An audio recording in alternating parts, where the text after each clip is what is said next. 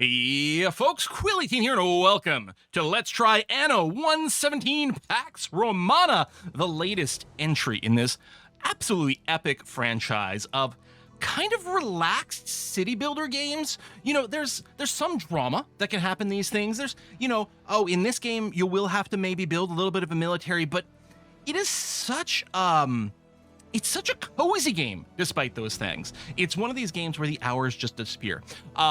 Thank you very much to Ubisoft for sponsoring this preview video. We will also have a follow-up video on this when the game officially releases. There's going to be some annotations on the screen with some extra info for you, as well as some links and information down in the description box down below for where you'll be able to pick up Anno 117 Pax Romana.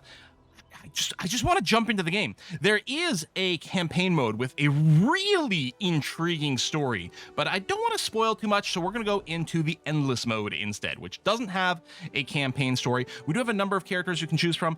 Marcia and Marcus over here are the two characters you can play in the campaign, and then we've got a handful of others, including some ability to unlock some stuff over here. Ooh, I like the Alderman with the stash.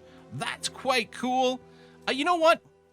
The randomized, I'm just going to play, this is a plebeian. We're just going to choose plebeian. That seems fine to me. I'm going to play on normal difficulty because while I have played several different Anno titles in the past, I haven't played them extensively. I do not consider myself an expert in any way whatsoever, so we're just going to be playing on normal over here, and then we do get to choose our various opponents.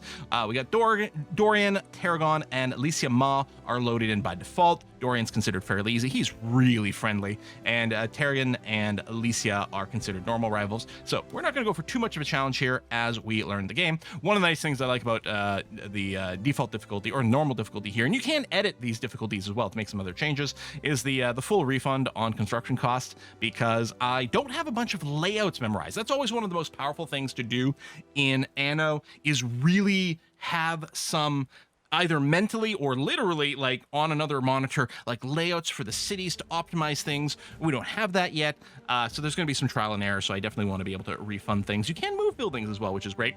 And one of the things with Anno 117, we've got options about where to start. Latium, which is very Roman, and then we've got Albion, which is very the land of the Angles, or actually more the Celts at this point, really. We're going to go and play in Latium. That sounds good to me, and we'll set sail here. There are going to be probably some cuts and time skips in here so that we can advance the content a little bit more and try to give you a little bit of content, assuming I can ever shut up. Was once Empire's beating heart, a beacon of power, decadence, the arrogance of man. Then fiery Ocassus gave voice to the gods' anger, obliterating our mortal faults. This is all in-game cinematics, by the way. And among the ash Gorgeous. lay a chance for humility. Or no, maybe it's For pre-rendered. change. Yet, we mortals are fickle. Hubris rises in us again, and in a new dawn's light, the question remains. Can we build a better world? Or are our past sins destined to repeat? Yeah, this may have been pre-rendered, but it is all the graphics that we'd see in the game when you played. And here we are. I mean, timber is vital this is clearly to the the game. continued growth of our city. Like, the zoom level is impressive to me, the detail that goes on in here. A lot of the Anno games have generally been very gorgeous, really captured a lot of atmosphere, but I think Anno 117 has got something especially special, which isn't particularly valid English, but I'm going to go with it regardless. All right, so we start off, we've got ourselves a trading post and a ship, and it's time to build up. We got lots of hints on. I think I've got all the tutorials on for this, which is going to be great. And we are reminded that many goods require multiple production buildings. Yes, we need some timber to get started, and for that, we've got a production chain of the woodcutter and the sawmill. Both of these have a 30-second processing time, so they can be built in a 1-to-1 ratio, which is lovely. I should probably pause the game, because we have starting funds over here, our denarii, and we've got a negative balance just passively operating. What's great, I will say, this really stands out for me in Anno 117, you can interact with the game while paused, which, oh, I love so much. Anyway, we're going to start with the woodcutter. You can see from the quality of life and user interface in this game, which if you've watched my channel before, you know this is something I rate very highly and is very important to me, is wonderful. The feedback on the placement here.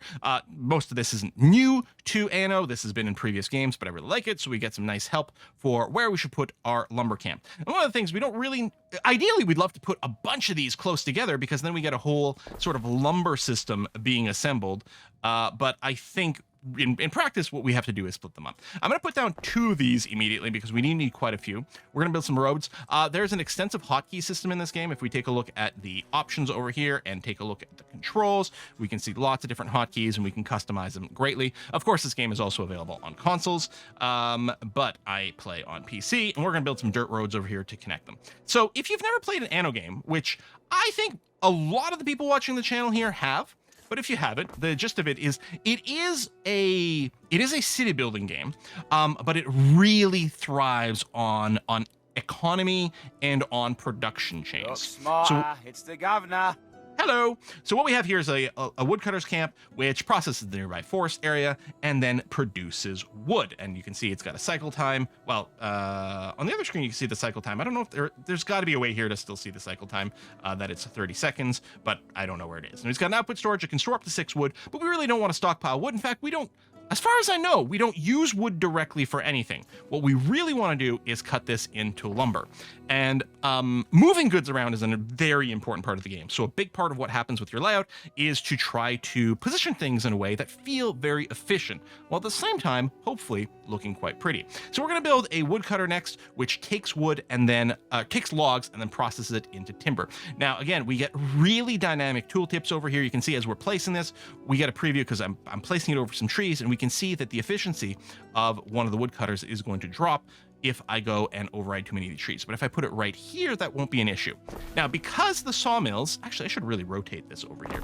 Because the sawmills, like this one wouldn't have, I don't think would have fit. Maybe it would have, but you know what? It looks kind of nice over here. Because the sawmills and the lumber mills both have a 30-second processing time, it's basically a 1-to-1 ratio. These will produce logs as fast as these can consume them. Now, ultimately, everything has to go into a storage. Now, you can go directly from one work site to another work site if needed, but this timber does have to go somewhere. And so this is why we would need warehouses. Now, we have kind of an implicit warehouse over here. This trading post, which is listed in infrastructure building, is a warehouse in of itself. It can store a variety of goods in there, and goods can be delivered there. So right now, what would happen if I were to unpause, our workers at the woodcutters would chop the trees, bring them over here, but then these lumber mills, these sawmills, would then eventually get stuck because they don't have anywhere to deliver the goods. Now, if I go and build a road that connects up to, oh, I don't want to do diagonals yet. I really want to showcase those. I'm spending some extra money here building some dock work, but I really want to wait to do the diagonal road reveal. Spoiler alert. I mean, anyone who's watched any of the previews for Anno know that this is one of the big features in 1.17, but we'll get to that in just a second. So in theory, the workers from here will in fact be able to deliver the goods there, except you see this green line. That's as far as they can reach. We're just a little bit short here. So what we need is an intermediary building, which is going to be our warehouse, which the default hotkey on PC is L, which is great. L for, I guess, logistics. So if I were to go and put this here, what's going to happen is these buildings are now going to be able to deliver their goods over there. Now, one of the things in the Anno series, most of the goods, everything is like very simulated, right? Most of the goods have to be actually ferried from point A to point B.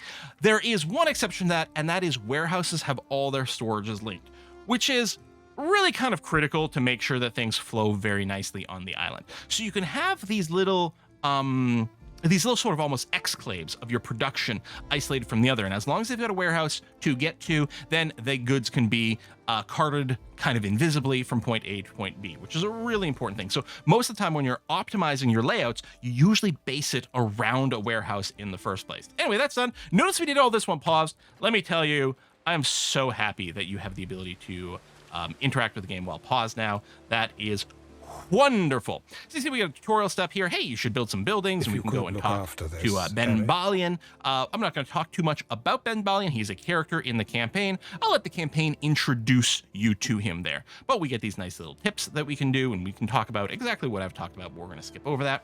And now we're being prompted to build our first resident. Now, our people they don't have to live by the workplaces. So really you want to go and organize your city so that you have kind of a definite residential area, is the way it feels like to me. Anno experts, feel free to chime in and correct me in the comments, but that's kind of the vibe that I feel. What I'm going to do is I'm going to go and drag a big, nice, straight main road out from here. And I will note, yes, you can build diagonal here. And not only can you build diagonal roads, but you can angle your buildings as well. And it looks wonderful. But for my purposes, I think I'm going to mostly build a lot of straight lines because I'm admittedly kind of boring, but it also makes it a lot easier to organize. So we got a bit of a quest here to build 20 of the Liberatus residents. One of the things in the Anno series is that you really get this division of different classes of your population. So let's say I were to build, let's say 10 buildings over here, and let's say, oop, not there. I'm going to build another 10 over on this side. Is that 4, 6, 8, 10?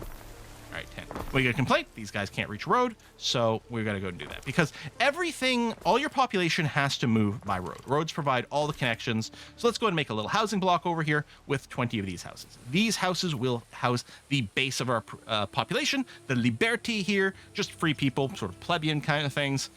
I may be mixing those terms in a way that isn't historically accurate. I'm not entirely sure. But we got our first tier of population. So we can see our construction menu is divided into subcategories. We've got the construction category, and we've got the Liberty category, which is tier 1 population. If we'd started in Albion, some of the population tiers get different names. That's important to note. So you can see here the tutorial is saying, hey, maybe you should feed your people. What a crazy idea. If we click on a building like we have over here, we get the little pop-up of the Libertas residents, and we can see what they want. They have a food need, they have a public services need, and they have a fashion need, because of course fashion is very important. If we look at the food need, you can see it can be supplied by either sardines or porridge. I believe the Liberty are perfectly satisfied, even if it's only one of those two, but we might want to do more than one. Hey, look at the lighting change. Oh, so gorgeous. I think, and this may be a lie, I feel like the Anno 1800 series had lighting, but I think there's more to it here with the day's night cycle. It is purely cosmetic, and if you don't like it, although, what's not to love? Look at this. If you don't like it, you can click over here and you can set a specific time of day and lock things there. And I have played when I was playing on my own. Sometimes when I'm doing a lot of the building and trying to organize things, sometimes I do set it to a fixed time of day, sort of early morning or mid-afternoon, because I really like the light quality there, just to be able to clearly see and figure out what I'm doing with consistent stuff. But I mean, this lighting is gorgeous. Okay, we need some food. So again, we've got the construction category, we got the Liberty category over here, and because we have some Liberty, we can unlock this first couple of buildings, or not couple of buildings, actually more than a couple of buildings, production chains, I suppose. So new foods unlocked. We got sardines, yum, yum, and porridge, delicious. Notice these attributes over here. This, as far as I know, and again, I am not a expert on the Anno series, but I'm pretty sure this attribute system is new to Anno 117, and I love it. So let's see what this means. Okay, so I can build some sardines. Now, the sardines, I'm pretty limited to where I can build it. I obviously can't build it in the middle of the land. We got to put it down on the water. So let's say I put this down. And what's nice about the sardine chain is it does just work, right? We've got some fishermen over here. So this place hires 4 workers to work here. It's also got a maintenance cost, and workers will come here and will go to deliver. We've got a little snoozing cart. They're waiting for some goods to be assembled. So our workers here are going to be fishing some sardines. They're going to be accumulating some sardines, and those are going to be dropped off at the nearest storage spot, which is going to be our trading post. And then once they're there, it's going to be available for my general population. Now, that's a really easy chain. It does just work. Oh, no warehouse in range. Hold on. I just realized it doesn't actually have a road connection. There we go. And if I unpause, that'll get rid of that complaint. Lovely. That's one thing, but let's look at the porridge. So the porridge has a 2-step production chain. First, we have to produce oats, then the oats have to be processed by the porridge stand. The processing time for these is both the same, 1 minute. So every minute, the oat farm will produce a batch of oats, and every minute, the porridge stand will convert the oats into some porridge. So we've got a 1-to-1 ratio, which is really convenient to work with. Now, where would we want to put these? I could go and build in this area to start off with, especially since I'm playing on normal difficulty, so I can always go and demolish a building and get all my points back, all my money back. It's also very easy to move something. The hand tool is used to relocate. You can also click and drag to move a building. Lovely. Very, very convenient. I think I want my farms a little out of the way because I want to build kind of a big building block in this area. Maybe I'll go and scooch them over on this end. So let's go stretch this road out a bit. I'm very boring with all these straight lines. And let's go and bring it down a little over here. And then hopefully I've left enough room, because what I want to do is I want to put down an oat farm.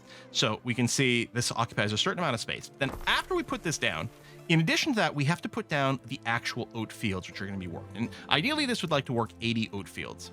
And darn, I was really hoping I'd given myself enough space. Let me go and change things since I've got some refunds available to myself. We're going to move this road back, and we're just going to go and scrooge it back to, say, around here. And that should be plenty.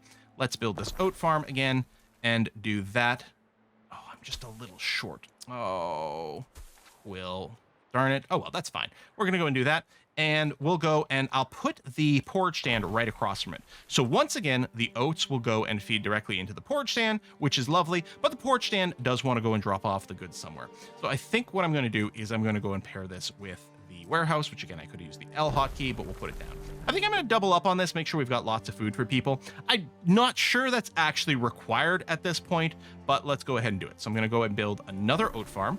I'm going to put down some more fields. And then, you know what? We'll just make this nice and pretty over here. Oh, that brings us to 80. Actually, I'm fairly pleased with that. And then we'll put another porridge stand. And we'll put it over here because these have no auras, no effects, no benefits. We'll look at more of those in the build. So they're going to be perfectly fine to put out of the way. And ironically, the fishing huts would have, you can see that the need attributes, population +1, income +1. If I were to go and build a house near the porridge stand, it would actually, these houses would fit more people and would give us more taxes. Or not the porridge stand, sorry, the sardine place. But I don't really want the houses this close here. Anyway, I think it's looking okay. So our next tutorial step is just for the food need. And we don't have to wait for that to finish. We can go ahead and continue building on. Although we will have to reach our population to a certain size to unlock the next thing. So once we actually get 20 people into our city, we will unlock the market and we will unlock the tavern. And we can take a look at this building here. We can look at the population. It's currently sitting at 1. Let's bring the speed up, and people should just naturally come here. Notice we do have a -1, our workforce. We have buildings that require more employees than we currently have. And we can see that these buildings are complaining about missing goods. It's because we haven't finished a production cycle at the oat farm yet. So you don't necessarily have to build things simultaneously. What do we do, Gov? Libertas hails you. So this is one of the many events that we can get during the play. As far as I know, we always get this one immediately, and I think it's very useful to bootstrap your initial city. Libertas passes you, straining under a heavy load of timber. He carries the hopeful air of one who has recently celebrated his manumission, freedom from slavery. Despite his burden, he stops and hails you as his governor. You respond to him. We could seize his good, and we get some timber. Although happiness would go down by -50 for the next hour. We could buy supply. It would cost us 40 bucks. We have something like, well, we have 16 grand left over here. That's not bad. Or we just wish him well. He would still give us some as a bit of a tribute. But you know what? Let's buy his wood. That sounds lovely. Yeah, hardly believes his luck. Perfect. And then we've got that much more timber to help bootstrap our setup. Oh, there we go. The first food cycle, either from the sardines, probably the sardines, although our porridge stands are working as well. The food needs for our citizens are being met over here. And you can see our population has gone up. Now they would like some services, so let's work on that. So if you do turn off the tutorials and things, like you can see here, you can say don't show this again, but it's kind of nice. We got a market, which increases income and population, and a tavern, which increases population and happiness. That sounds lovely. Let's go and build one of those. So let's build a market, and we can put it here. Now you can rotate it, and again, you can build on the diagonal. Oh, so good. I should probably do a city where I have like no straight lines anywhere. You know, they say of the Acropolis. In order to meet people's needs. Hey, Ben Valiant, thank you very much. So we got these tutorials, which I'm just going to skip through. I want to have tutorials on for this video, but I'm going to skip through most of these because we're going to talk about this. And again, you can see here, there you go, food need is met. In fact, under 2 different categories. They're super happy. Perfect supply, 200%. Oh my God, it's brilliant. Let's do that as well with the tavern because that feels good. We'll put it there. Obviously, these roads won't match up on the other side because I'll probably do something like this or stack more buildings. Or I suppose I could have moved this tavern. I could have put this over here. Maybe I'll just do that. All right, that sounds good. Again, we're playing on normal difficulty, so we can move and relocate and trash things and rebuild, which I like. What I like about the Anno series, and some people play this really seriously, really hardcore, and they do amazing things. What I love the Anno series for is I find it very relaxing. Although I realize what I should be doing with my ship is just sending it somewhere in a random direction to go and explore. You can click on the minimap, you can just click around the world, I run this island. Oh, well, Name's we've Dorian. already met a neighbor. I can't wait to join your routine. Hey, Dorian, you are very pretty, my friend. Nice to meet you. All right, let's go back to our city. We've unlocked the next tier of goods. You must It's be the clothing. Oh, we've also met My Lisha name is Ma. Licia Ma. Nice to meet you. Licia means So our glowing people want clouds, fashion, which like can the be ones supplied you by see in the desert of tunics or Dawn. pileus. In practice, What we'll is probably yours? go and build both, but let's go and see. So the tunics, we need a hemp farm, AO, and a spinner. Our scouts and let's have take a look at sighted the rates. new land. Oh, you discovered new land. How lovely. Hemp farm process every minute, and a spinner also every minute, so we get a nice 1-to-1 ratio. We've already got some nice farms over here, so why not continue to build in the same area? So I'm going to go straight back from this guy, and then I'll go ahead and just, again, fill in sort of the back. There we go. That looks kind of lovely. A bit of an L shape. Hey, we're playing Tetris now. And then we'll go and put down a spinner. Now notice that this has a neat attribute of income +2. So I could put the spinner over here near the industry. On the other hand, I could put it over here, and notice that we are going to get some extra money from those if we want. So I'm going to go and do that.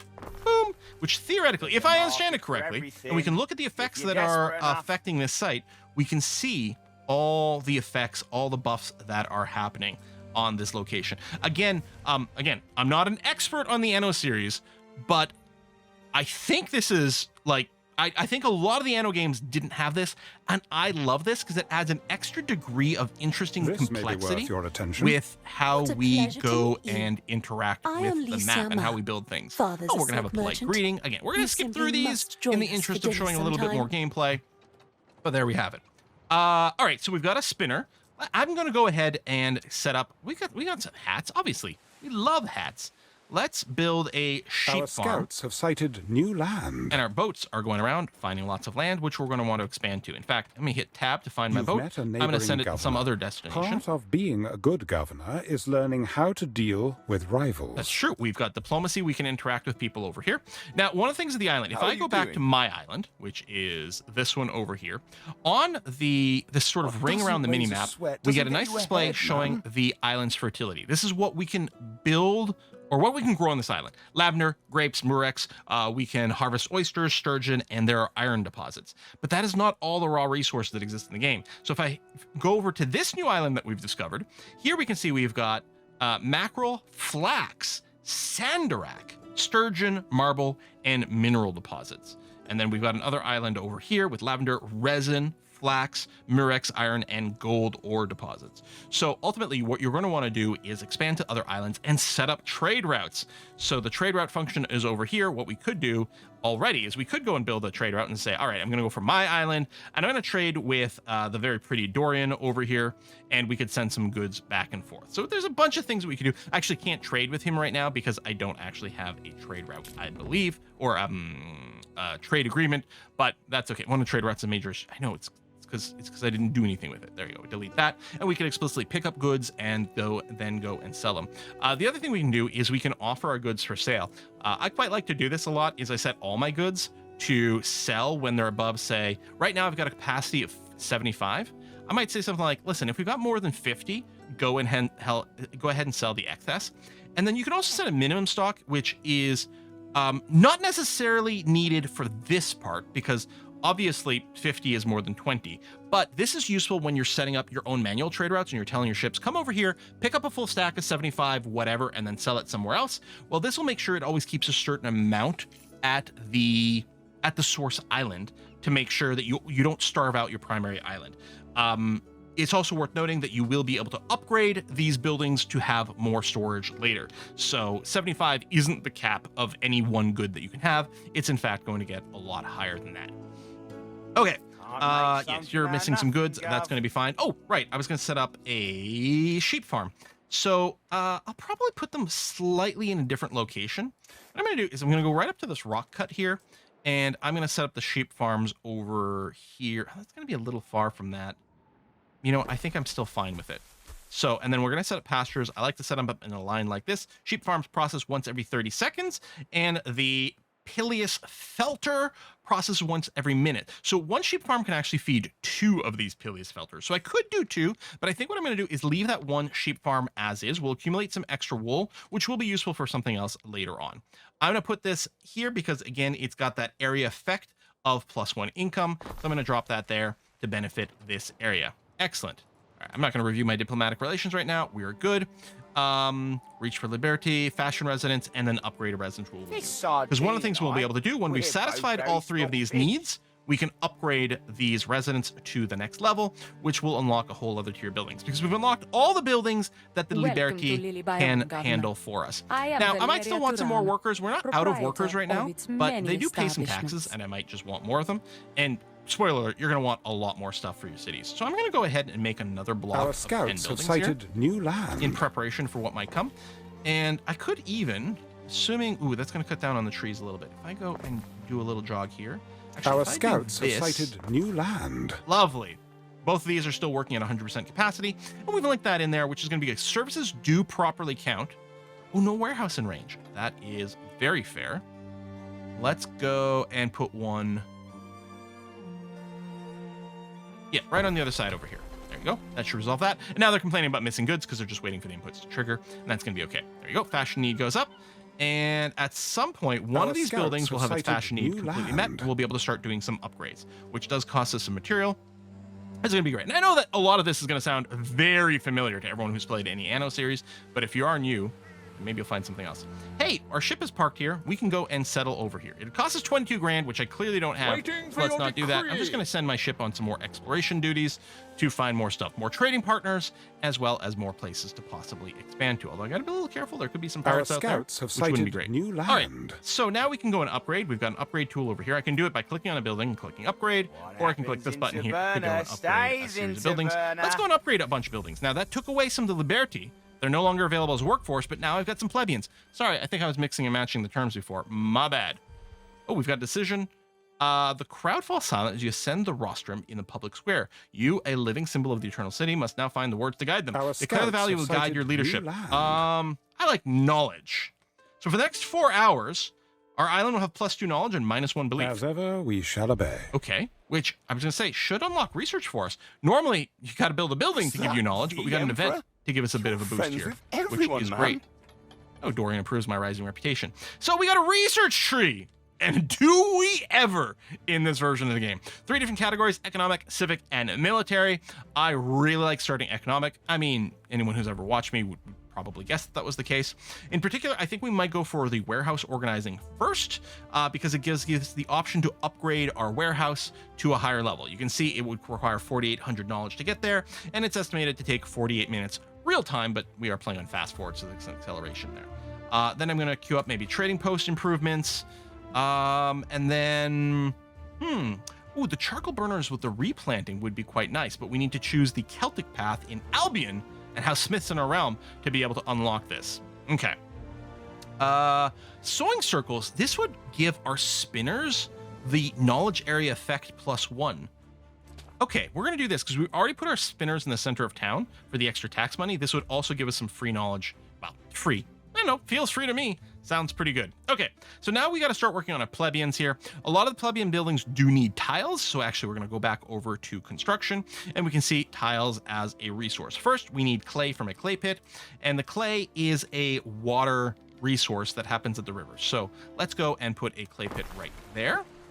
And I guess we'll do this. I suspect we're going to need another warehouse in this Our area. scouts have sighted new land. So I'm going to go ahead and put the warehouse over here. We don't even have to connect this back to the rest of our empire. Oh, no, the warehouses do have to be connected. That's right. This building doesn't actually care. It's just got to be connected to the warehouse, but the warehouse does legitimately have to be connected. Our scouts have Let me sighted just run it new right over here. land. And in fact, this sheep farm will probably go and deliver the goods there and save themselves a little bit of movement space, which is good. We do have a negative belief, which isn't ideal, but let's move on. Okay, the next is the tiler also needs some sort of fuel to burn. So we're going to need a charcoal burner to do that. So let's do it. The charcoal burner works a lot like the forestry things where you need a certain amount of trees. Now notice the down arrows. There are negative area effects that are available. And if you look over on the right-hand side of the screen, you can see the charcoal burner has -3 health, -3 fire safety. So you really don't want the charcoal burner near any of your other buildings if you can avoid it. In practice, some amount of that may in fact be unavoidable, but that's why you build some other buildings later on to take care of that threat. Let's go ahead and extend that over here. It's not close to the warehouse, although if I do this, I can save them a little bit of transportation time. And in fact, I'm wondering if maybe it would be better to just do this because we can tuck in some things over there. I'll probably decide to go and rearrange this road at some point, but it'll be there. Okay, the charcoal burner is now going to be operating, in the fire and it's going to provide some for goodies. the penalties watching over us. Population working is okay, good. And then we're going to set up some tilers. And the tilers, again, -2 fire safety. So again, we probably don't want it near the town. So let's go and put it over here. How's the speed? 1 minute. So really, if I built 2 of these, which actually is a pretty good idea, because we're going to need a decent amount of tiles. Because again, 30 seconds per cycle for the clay pit, 30 seconds per cycle for the charcoal burner. So they will perfectly feed 2 of the tilers. And again, we need the tilers for a lot of the buildings. The tutorial is prompting us to get 3 here, but we'll do that. So workers are okay. We're about to run out of plebeians, and plebeians, I believe, do pay more in taxes. So we'll go ahead and do a little bit of upgrading over there. And probably we're going to need some more houses. So I'm going to go right ahead You need a and build another villa, nice block of houses. essential in demonstrating your control of an island. Cut the corner here, so let me go and do this. Yes, I would love a villa. I agree. So let's go and build a governor's villa. And this has area effect +1. You can see the people really want to live near me because I'm super cool and I throw the best parties. So we're going to go and plop this down here. Now notice it's going to come in all ghostly and blueprinty because I don't have enough resources to build it right now. So it does that. That is an option if you don't like that for some reason, although I can't imagine why that would be the case. You can go and turn off auto plan building. So if you put down a building that you can't afford, it'll go into this blueprint mode. But now I can because I needed 25 wood and 5 tiles. I was waiting on the tiles. I can now click that and complete it. Your first soldiers And that's think gonna get they're built. ready. And we do get some soldiers over here if we take a look at the garrison. Mighty legion. There we go. All right, fire is a little bit problematic. Maybe we should get some Grab your vigils. So own if we could take a gods look over before here someone else at the does it. vigils, they hire some people and they will give a fire safety aura around it, which you could build anywhere. Like we could use it to counter an area, but I could also go and put it in the middle of my city to provide some more fire safety for the people who might live here. It's kind of an awkward size, and I do appreciate that not everything is, well, I often get annoyed that not everything is on the same square grid, but I do appreciate that it does lead to more interesting layouts if that's indeed the case. And actually, it kind of works out that like this lines up very nicely, and we might find another building that fits in perfectly here, maybe with or without an extra road. Oh, there we go. We now have enough resources, so we're going to go and put that down, and that's going to improve the fire safety here. Overall, fire safety on the island is a positive number, so that's good. Relief is low, but maybe we'll be able to fix that soon. The plebeians are going to want some stuff. What do they want? Well, they would like some bread, and they would like some garum, which is a fishy condiment that can be applied to everything. So same name as like garam masala, like Indian dishes, but not the same thing. All right, so if we want to make bread, we first need wheat. So let's go and put it over here. I don't know if that we're going to be able to put multiple wheat farms in this area, but let's see what we can do. If we can send that out, because you do need a lot of fields for the wheat. I'm going to go and fill this bit in, and then let's go there, and I guess just like that, that's going to be fine. Actually, it wouldn't surprise me. I might be able to fit another wheat farm in there, but let's take a look. The grain mill runs on a 30-second cycle. The wheat farm is every minute, so one grain mill will starve out one wheat farm. We'd really want 2. I'm going to go ahead and connect it over here. We'll see if there's a warning that it can't reach that. Yep, it is. So we're going to need another warehouse. I'm going to put it right there, which I think is going to be a convenient place for other things. There's a good chance I'm going to want some extra lumbering, but we'll see where that is afterwards. What do we need next? Well, we need more charcoal for the bakery. So I think we're going to get another charcoal burner because we're kind of using everything right now. I'm going to put it in... Any chance I could put it right here? Well, actually, yes, right here, 100% coverage. Perfect. Let's do that. Adds a little bit of fire risk over here, so be it. But you're going to be right next to that, which is lovely. And we get a bakery. Now, notice the bakery has population and income. I would like to put this in the middle of the city, although it has negative fire safety. Correct me if I'm wrong, but isn't famously the Great Fire of London, wasn't it started by a bakery? But let's go and put it in the middle of the city. What could possibly go wrong? It's going to be fine. All right. Insufficient workforce. Yes. Okay, we need some more plebeians, so we're going to upgrade some more of our buildings. In fact, if I can upgrade all of these, we're not negative on Lambertus yet. Nice. We're not positive balance yet, but we're working our way over there. All right, and then they would also like some garum. Right, so for that, we need a scomber shack or some mackerel. So let's go and... Oh, missing fertility. we don't have mackerel on our starting island? In all my test games that I've played, that hadn't happened yet. Oh my. Okay. Well, I guess I'm going to have to expand to another island faster than I expected, which does need a lot of money, which is going to be maybe a little tricksy for me. But we can go and unlock the next level anyway. Sanctuary and Grammaticus, that sounds okay. Let's go and work on that because we'll still make our people happier. So the Sanctuary is a nice religious building, happiness and belief. We can fix some of our belief issues, which seems like a fairly good idea. So we'll go and put it in this row. And then, I don't know, I kind of like the idea of keeping this block square. Whether or not we're going to have something that perfectly fits in there, we'll see. I'm going to build some more houses because what I need at this point is some more tax dollars. Yeah, it doesn't line up. That's interesting. We're gonna have to figure out if I want to connect here or what our layout is gonna look like. Maybe I do just want to do this. And they don't line up perfectly there, but that might be okay, and we'll see what kind of buildings we can put in there. We've also got a Grammaticus, which will be a good school environment. I think if I go and rotate you, yeah, you will fit into the grid structure that got going on. I know my grids are boring, but they sure as heck work. Oh, that also doesn't reach the buildings over here. I might want more than one Grammaticus. Or what if I take this guy? And I mean, no matter what, it's not going to cover all the buildings. Ellie, there are two gentlemen here to see you. You know what? Maybe I'm going to leave it here after all. I am seeing double. And maybe I'll build one here. And we'll really get a lot of research. You can see the little gray tokens to show that that is covering an area that doesn't need anymore. But I wonder if I go and build like a block here, does it Grammaticus fit in nicely there? Yeah, with a tiny bit of overlap, but barely. Okay, this is going to dramatically increase our research rates. And look at this, I have a positive balance. Are you watching Quill 18 with positive money? Which seems like a lie. This seems like fake news. What is happening here? That's right, I'm actually making some cash. Oh, warehouse organization was discovered. So I think this gives us access to the upgrade warehouse button, which adds more loading ramps. Because right now they can only load so much at a time. Every now and again, you'll look at a warehouse and it'll have a little symbol to show that the warehouse is being overloaded. It's being overworked. It can't handle all the carts that are waiting.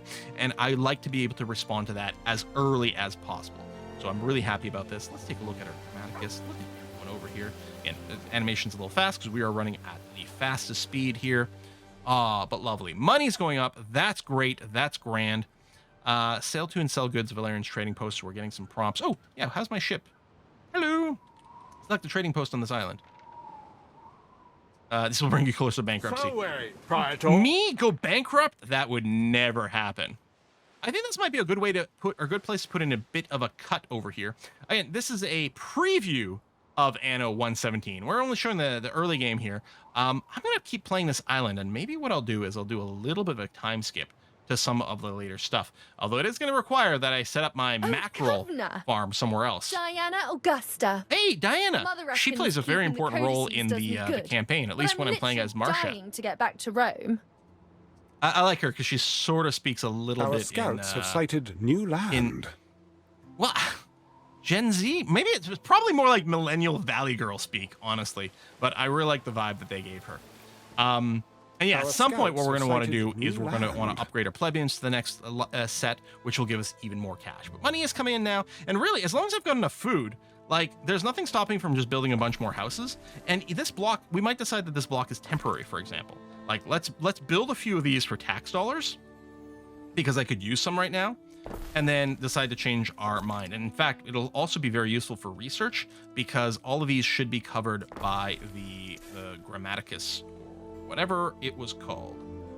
Link to over here and do that and have a little extra tile. We do unlock, there's some other buildings we're going to be unlocking over here in the research. For example, fire safety. We're going to be unlocking, and I don't know where in the tree it is, but there'll be some additional buildings like wells and stuff like that that are very useful for fire safety.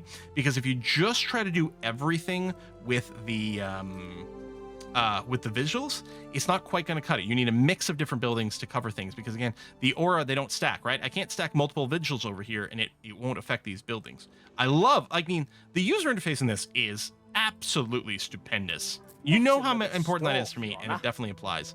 I think we're full on porridge, which might be all the more reason for us to be like, all right, let's expand our city like crazy and make a bajillion tax dollars. If we want to go and bulldoze some buildings later on to make room for other buildings, so be it. We're the governor. We're allowed to do whatever we want. It's nice to have control over things. Oh, I didn't choose a religion yet. We've got a variety of gods that we could dedicate our town to.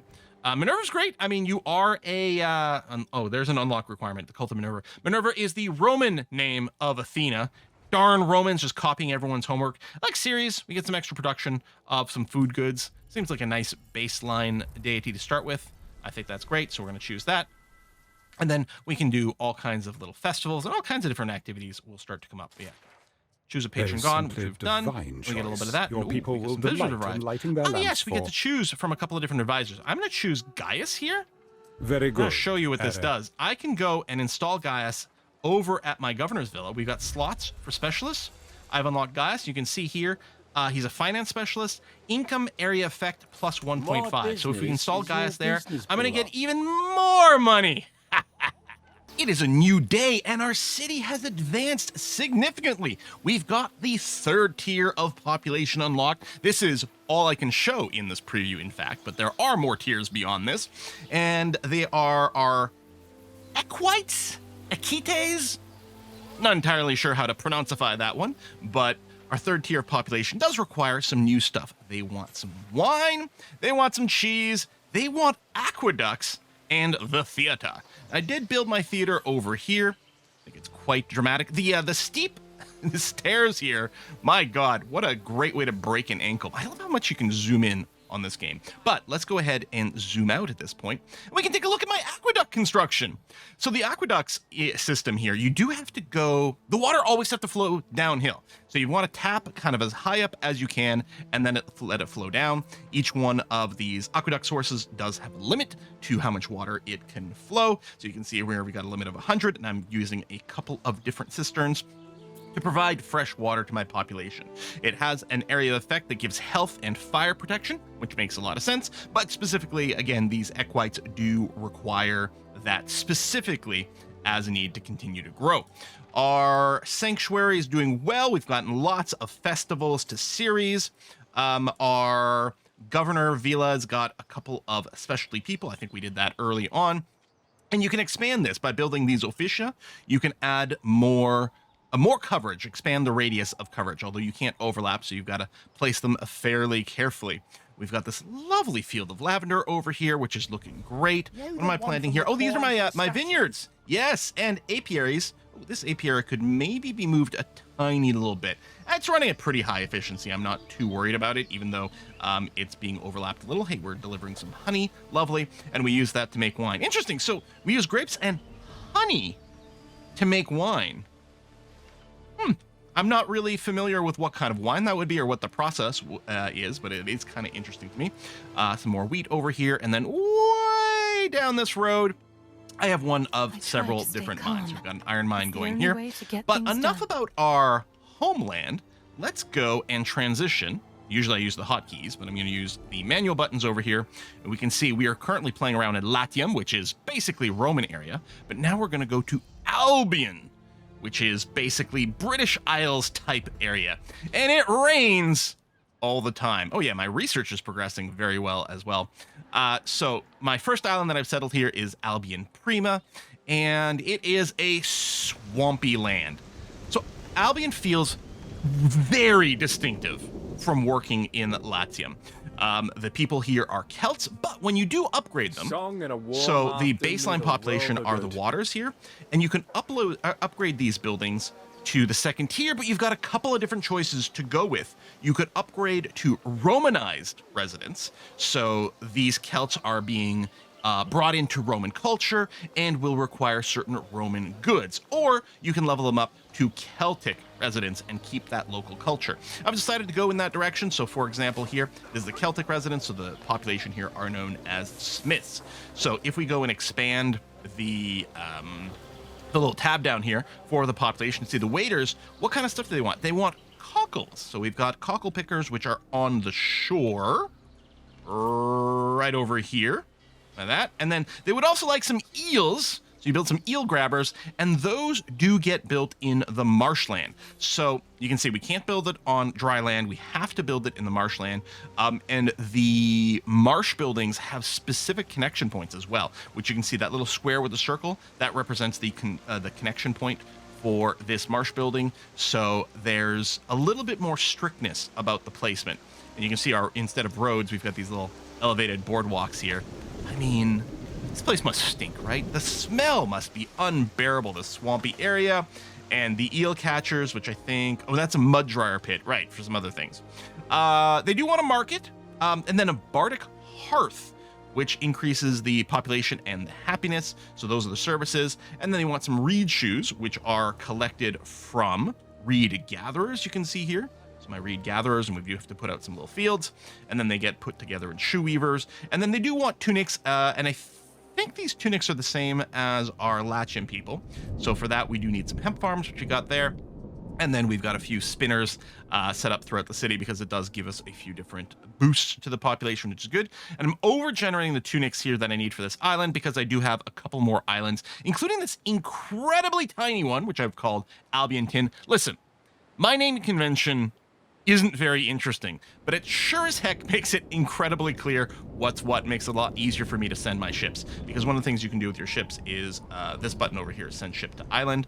And then I find it really easy to figure it out. So my main island is Isle Awesome. Then I've got Mackerel Island. Oh, apparently I didn't rename my other island over in Latium. I should probably go and do that. I can't remember what resource I'd specifically expanded there. And this trireme here is on an automated trade route. If I open up the trade route for it, it's going to Albion Prime. It's picking up tunics, it's picking up shoes, and it's going to deliver it at Albion Tin because Albion Tin does not have a lot of space. It's basically a giant marsh. I wanted to expand here because I wanted access to tin. The tin is going to require some smiths, so I'm going to have to go and level up these houses, which means I'm going to have to meet enough of their needs. Now, we are there. It is worth noting. Oh, I don't have any wood. Oh, I should probably tweak my trade route here. Open trade route. Please to be picking up under construction materials, pick up some timber and drop it off at Albion Tin as well. Oh, yeah, save those changes. My bad. Let me just double check that that's, yep, good, okay. I suppose with all the trade ships going around, what I could also do is put in buy orders over here. I'm making good money, and it is really convenient to set up a few of those buy orders to optimize things, to simplify things, and we might do something like that. You notice I also have a Iron and Fire Festival. This is happening over, what, Fire Festival? All of a sudden I'm like, whoa, a Fire Festival. This is clearly just a scam. But they want beer, roast beef, and sausages over here. This is actually the second step. My first step was to collect some iron. I did set up an iron mine to make it easy for me. I'm not producing any of these currently. The easiest thing to do might be to go and just put in a request to purchase them at my trading post. But we'll go back. Or I guess I would have to go and buy them somewhere with a ship. Anyway, so I want to send the resources over here because it is going to be very tricksy to do anything else. But yeah, if we've got, once we get our timber over here, I can upgrade these to the second level, which means I'll have workers to work at the tin mine here. Although I should probably, I'm just realizing there's another resource we're going to need in this area.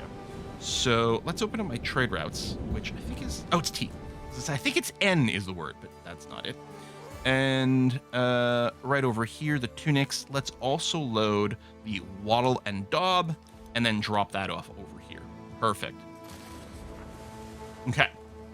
Lock that in properly this time and then do that. So just keep shipping everything over. And then, oh, I suppose at the same time, herp a derp, I can go and say for this last slot, here you're going to load in tin, which is tin ore, and then unload it over there. Great. So I'm using a dedicated slot for each one of these, which is just simpler to make sure that they don't interfere with each other, but I could absolutely go and do some of the things. We can even throw extra stuff overboard if we need to. Ooh, more buttons. Nice. Let's just leave that off for now. That's going to be fine. Okay, perfect. So once we start collecting tin, we can ship it back to the main island, which is good because we're going to need it for a variety of different resources. I've got a secondary island over here just called Albion Dyes. There's a specific resource that we need to grow right over here, the weld crop, which is going to produce dye plants, which we need for some of the more advanced clothing. I'll probably want to get another trade ship to just ship the dyes from here to my main Albion island, and or send it back to my primary land as well. One of the things I do have to go and produce, I think, in Albion is, I think, beef or some sort of, cattle type meat product to ship back to Latium, because I think that was something some of my people needed and it couldn't be grown in Latium. But yeah, this rainy land. Oh, that's right. I have a festival going on here. So actually, we should be able to see somewhere a big festival procession. But I don't know where they are. They could have wandered anywhere. They certainly were running around earlier. Maybe they only run around for a little while, even though maybe they just run around at the start of the festival. But you do get the festival buff that lasts for a while, 4 hours of, well, actual real time. Although I do tend to spend a lot of the game playing on fastest, and then I pause, since Anno 117 has pausing support, which is just lovely for me, because that is the way I like to play the game the most. Anyway, I hope you find this preview interesting and exciting. As a reminder, this video was sponsored by Ubisoft, and thank you very much to them for doing that. We are going to have another video at release. Again, this is a preview version of the game and a preview a video where I could only show you so deeply in. And I think for the next one, what I might do is start the campaign and experience the story over there. We'll have to pick which of the two characters to play as for the primary campaign. But I didn't want to do this for this because I didn't want to put in too many story spoilers. But if I start the campaign on release day, I mean, the early campaign is really not going to be a spoiler, so I think that'll be quite cool. So if you're not already subscribed to the channel, make sure you are. And of course, a like and a comment always helps a lot. And once more, check the description box down below for information about where you'll be able to pick up Anno 117 Pax Romana. Thanks for watching, folks. I'll see you next time. Bye-bye.